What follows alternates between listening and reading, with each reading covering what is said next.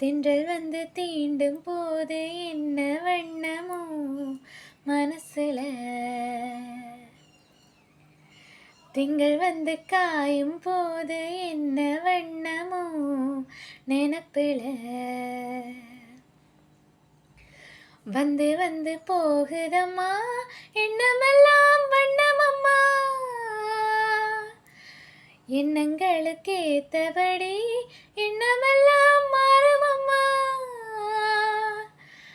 உண்மையம்மா உள்ளத நானும் சொன்னேன் செல்லம்மா சின்ன கண்ணே.